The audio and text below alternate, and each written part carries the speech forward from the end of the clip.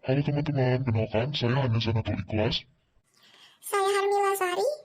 Saya Aisyah Fadila Putri. Nah, di sini aku mau liatin cuplikan film. Ayo kita tonton bareng-bareng. Haha, lucu ya bisa sampai kayak gitu.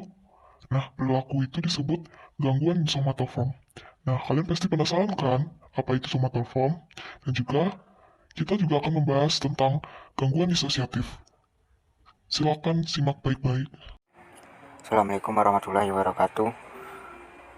Alhamdulillahillazi asala surahu biru tawanil haq lijrahu ala dini kulihi wa laqariha musyrikun wa laqariha munafikun. Ashhadu an la ilaha illallah wa ashhadu anna Muhammadan abduhu wa rasuluh sallallahu alaihi wasallam la nabiyya ba'da amma ba'd. Puji syukur kehadiran Allah Subhanahu wa taala yang mana dalam limpahkan rahmat beliau sehingga kita dapat berkumpul di ruangan pada pagi hari ini. Salawat berangkatkan salam buat Allah junjungan kita yakni Nabi Muhammad sallallahu alaihi wasallam. Yang terhormat dosen pengampu Bapak Dr. Subahan Ajring Sudirman MA dan teman-teman yang telah hadir di ruangan pada pagi hari ini.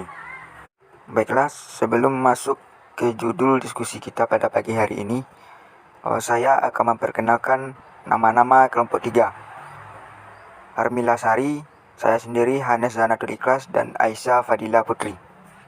Nah, langsung saja ke judul diskusi kita pada pagi hari ini, yaitu gangguan somatoform dan disosiatif. Materi pertama yang akan dibacakan oleh saya sendiri.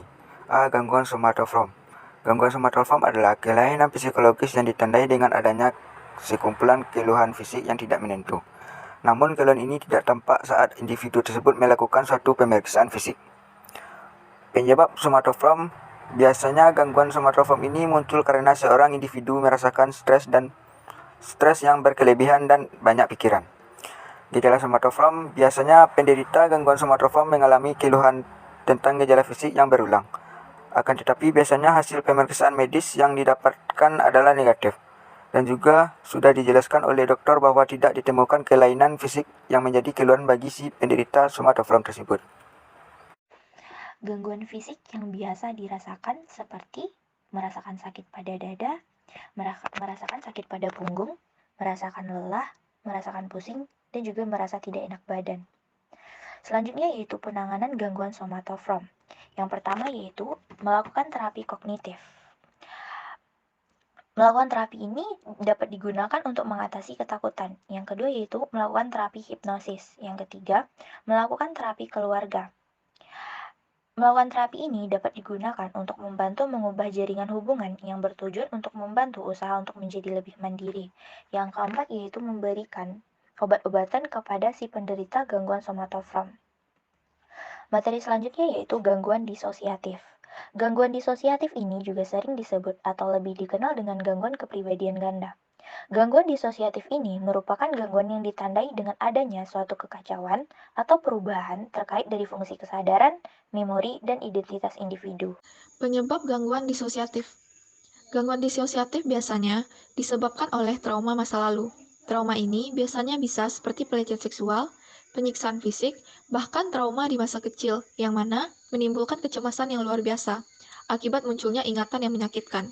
Biasanya bisa juga disebabkan oleh penggunaan obat-obatan terlarang dan kondisi mental lainnya seperti PTSD. Gejala utama gangguan disosiatif ini yaitu adanya kehilangan sebagian ataupun seluruh dari integrasi normal atau di bawah kendali kesadaran. Di antara lain yaitu pertama, ingatan masa lalu, kedua, kesadaran identitas dan penginderaan, ketiga, gangguan memori, keempat, lemahnya kontrol gerakan tubuh. Adapun gejala lain dari gangguan disosiatif yaitu gejala seperti depresi, kecemasan, dan perilaku agresif. Perubahan suasana hati atau mood, kemudian gangguan makan dan tidur, dan sakit kepala intens. Kemudian masalah terkait memori, terutama ingatan kejadian saat ini ataupun di masa lampau. Hal ini karena masing-masing kepribadian punya ingatan yang berbeda, sehingga ketika ada kepribadian yang mengambil alih, ingatan kepribadian lain mungkin jadi samar. Jenis-jenis gangguan somatoform. Berdasarkan PPDGJ edisi 3, terdapat 5 kategori penting dari gangguan somatoform, yakni gangguan nyeri, gangguan dismorfik tubuh, hipokondriasis, gangguan konversi, dan gangguan somatisasi. Yang pertama, gangguan nyeri atau pain disorder. Pada gangguan ini, individu akan mengalami gejala sakit atau nyeri pada satu tempat atau lebih, yang tidak dapat dijelaskan dengan pemeriksaan medis maupun neurologis. Simptom ini menimbulkan stres emosional ataupun gangguan fungsional, dan gangguan ini dianggap memiliki hubungan sebab akibat dengan faktor psikologis. Pengobatan pain disorder yang efektif cenderung memiliki hal-hal Yang pertama, memvalidasikan bahwa rasa nyeri itu adalah nyata dan bukan hanya ada dalam pikiran penderita. Yang kedua, relaxation training. Dan yang ketiga, memberikan reward kepada mereka yang berperilaku seperti orang yang mengalami rasa nyeri. Yang kedua, gangguan dismorfik tubuh.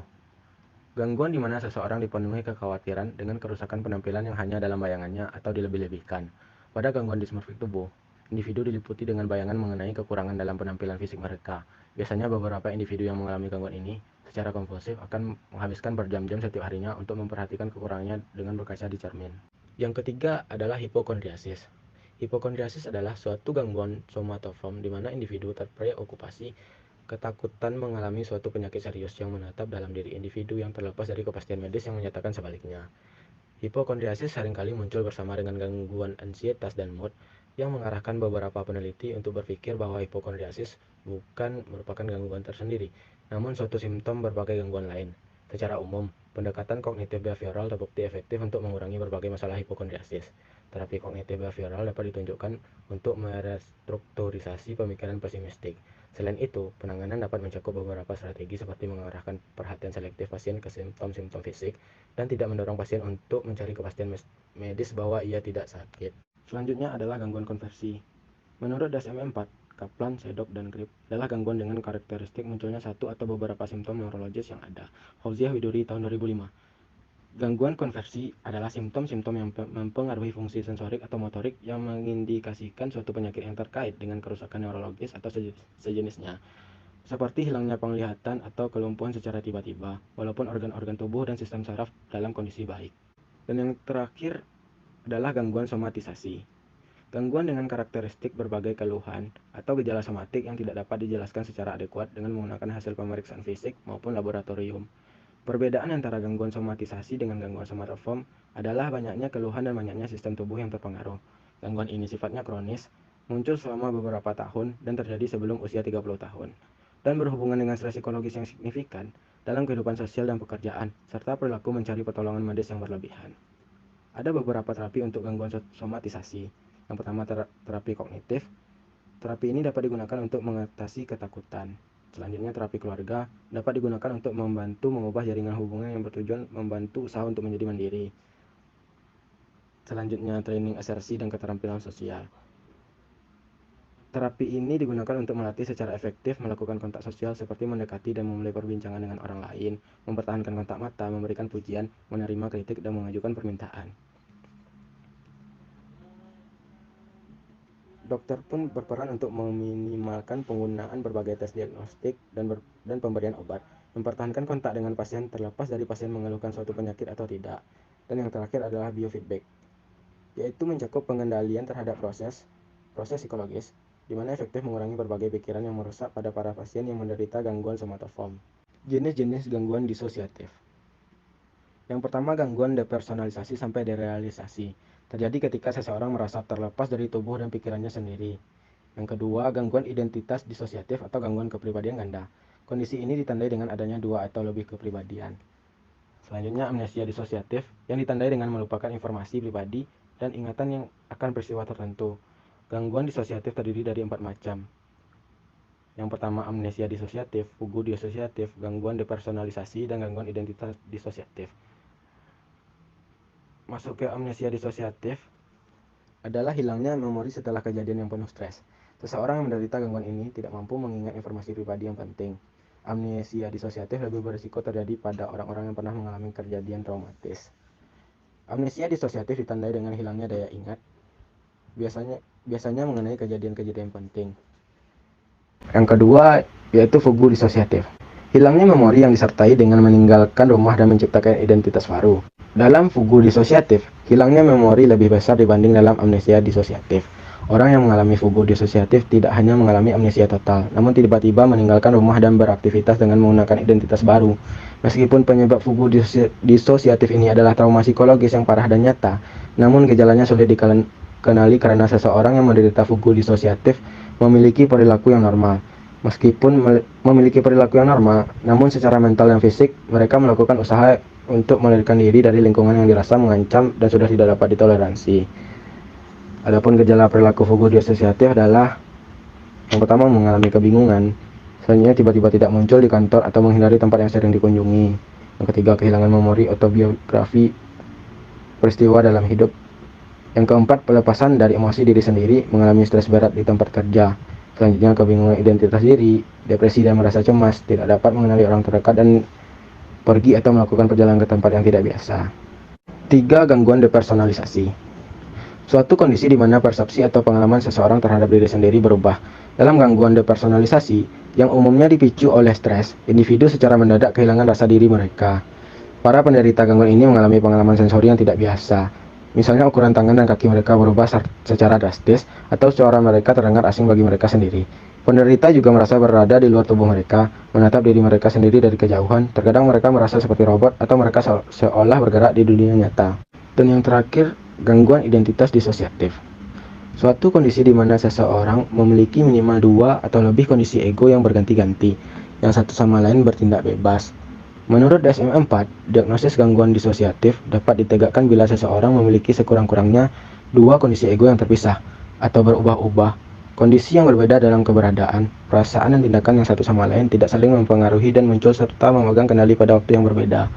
Orang dengan gangguan identitas disosiatif juga banyak mengalami gejala psikologis yang juga ada pada penyakit mental lain. Di antaranya sakit kepala parah dan mengalami nyeri-nyeri pada tubuh. Suasana hati mudah berubah atau depresi, depersonalisasi, yakni merasa jiwanya terlepas dari raganya, mudah gelisah dan cemas, dan amnesia atau merasakan distorsi waktu. Gangguan tidur seperti sering mengalami mimpi buruk atau sleepwalking.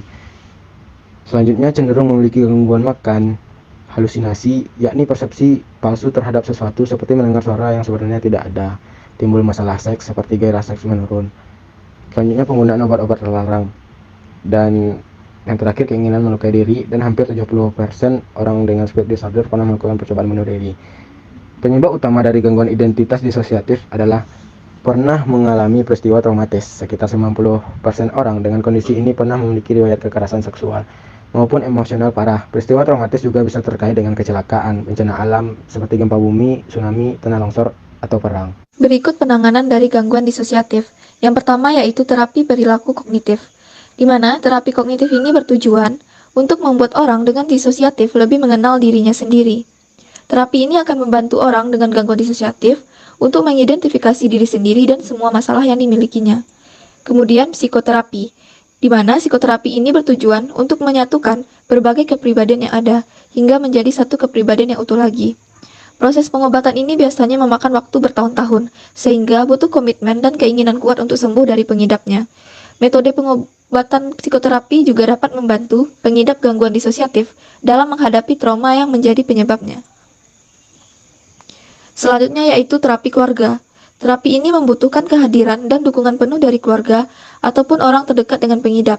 Dalam prosesnya, keluarga akan diberi penjelasan tentang apa itu gangguan disosiatif, serta meminta mereka untuk memahami tanda-tanda atau gejala ketika terjadi perubahan kepribadian. Hal ini dapat membantu memudahkan proses penyembuhan gangguan. Selanjutnya yaitu pemberian obat-obatan. Sebenarnya, tidak ada obat khusus yang dapat menyembuhkan gangguan disosiatif. Namun, pemberian obat-obatan pada beberapa kasus diperlukan untuk meredakan gejala seperti kecemasan ataupun depresi. Biasanya, dokter akan meresepkan obat antidepresan untuk dikonsumsi saat gejala muncul. Iya, sekarang saya paham apa itu gangguan somatoform dan gangguan disosiatif. Terima kasih telah menjelaskan. Baiklah, semoga teman-teman semua selalu sehat dan menjaga kesehatan mental maupun fisiknya. Sampai jumpa lagi teman-teman sekalian. Assalamualaikum warahmatullahi wabarakatuh.